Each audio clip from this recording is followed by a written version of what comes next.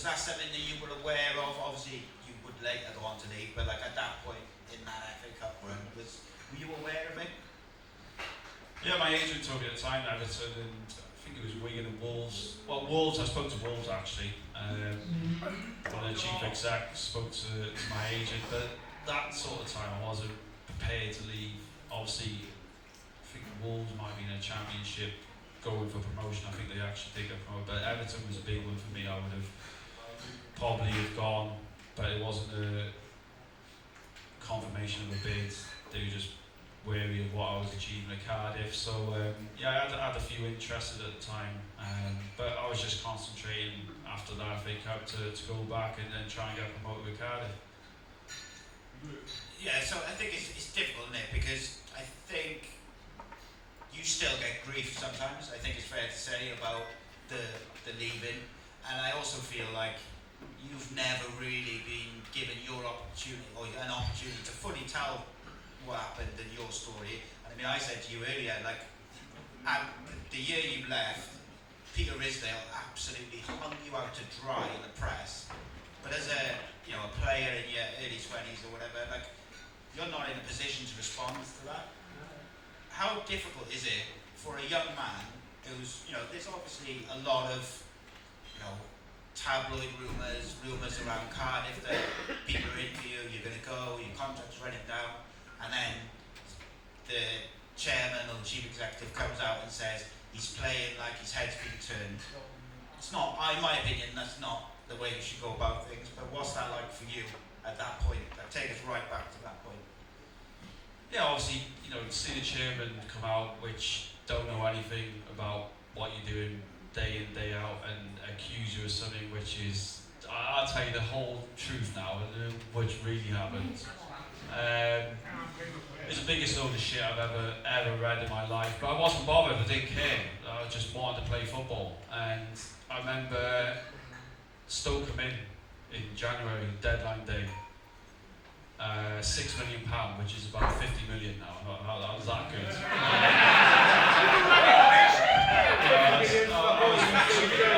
There's £6 million, and my phone went. I was actually at Aubrey Arms on the way towards Cowbridge with my wife, and my phone rang, and it was Peter Risdale, and I was thinking, well, this is weird because I don't have a connection with him at all. So I answered it. And he said, well, we just had a bid from Stoke, £6 million. I said, right, okay. So I'm just with my girlfriend, who's my wife now, just having food. He said, right, okay, I'll give you 5 minutes, and I'm going to need an answer from you, what you want to do. So I said, yeah, no worries, put the phone down, spoke to my wife, and I said, I think I should go. I think they've struggling with a lot of money. I've got 6 months left. I'm on the top of my game. It's brilliant, the opportunity to play in the Premier League. So rang me back. I said, he said he made his mind up. I said, yeah, I want to leave. And he said, right, you're telling me Joe Ledley wants to leave. I said, yeah, I want to go. He said, okay, leave it with me. Put the phone down. Didn't hear a word from him. Looked on Sky Sports, bid rejected. I was meeting up with Wales that night, so I messaged Mark Evans and said, Mark, I'm not coming to the camp. He said, yeah, not a problem. I spoke to John Toshak, you stay home because you still might be going. Ridsdale's El Porto, Tosh used to bring us to El Porto down Penarth all the time. Fucking hell, there was a piss up that was. There was all the prawns, all the steaks, wine, a lot. And Risdale obviously knew about it, so he's come storming in. I wasn't there. And Paul Parry at the time I was in the room with said, he rang me and said, Risdale's here, looking for you. I said, why? He said, well, he thinks you've gone to Stoke. I said, tell that silly cunt. Obviously, I'm not going to Stoke.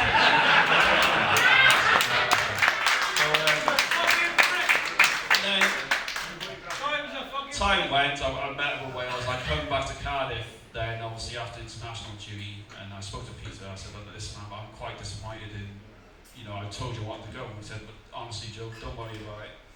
We're going to give you a brand new contract. I was one of the lowest paid, but anyway, so you know. One of the best players, but the lowest player. So I said, right, okay, yeah, not a problem, Pete. I look forward to speak to my agent. We'll sort it out. Nothing. So you were happy. So you were. Whilst you said you would leave, you were also happy to stay. Had signed a contract. Well, I would have. That week I would have signed a brand new one, yeah, and I would have had to be what other players were on, yeah, definitely. Yeah, right.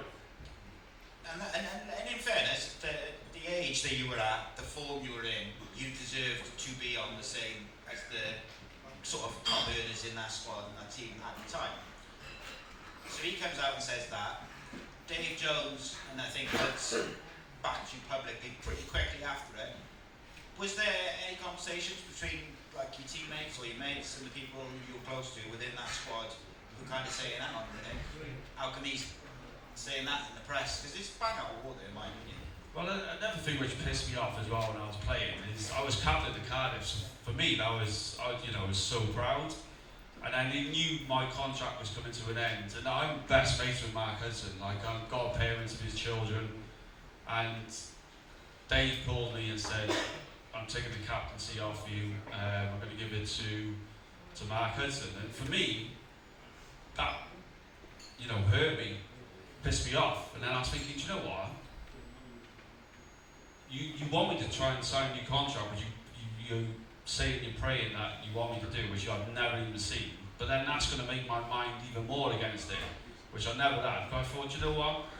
And Hudge was an amazing captain, better than me off the field. For me, I was just wanting to just concentrate on football, but he organised a lot of things. But I was thinking it's dealing it in the wrong way.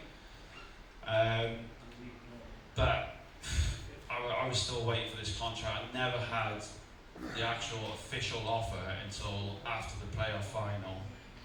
And it wasn't even Risdale, it was Steve Borley. And I said to Steve, I'm speaking to a lot of clubs, a lot of money.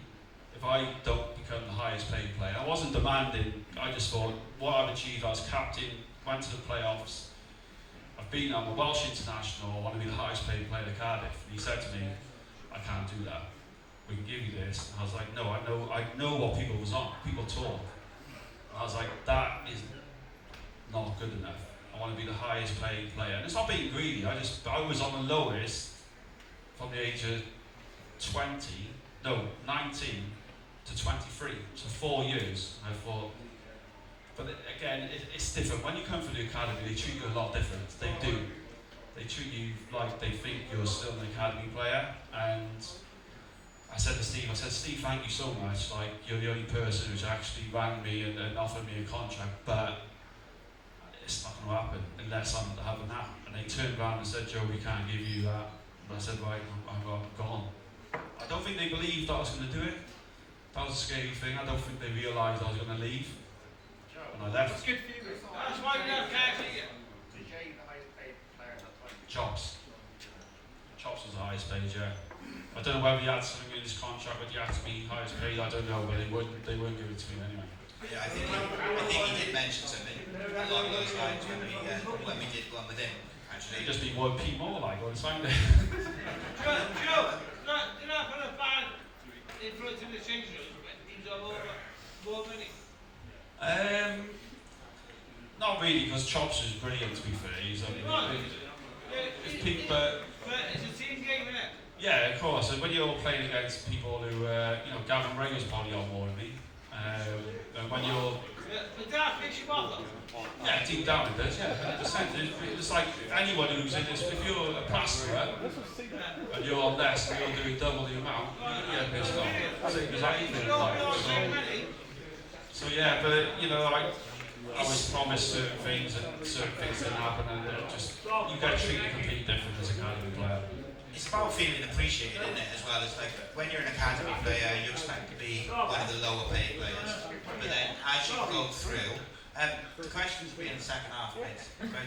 I'll tell you what, it's just going to be a free fall. So like, you've got to feel underappreciated, haven't you? Even though it's your hometown club, and even though, It's always been appreciated. But I also, like we appreciate your honesty, and I appreciate the fact that you're able to tell the story properly, because you were painted as the villain, you were painted as like, you turned down the move from Stoke, and you didn't sign the contract, but actually they didn't give you a contract offer. No, they didn't. I went to Pulis always wanted me. I don't know why.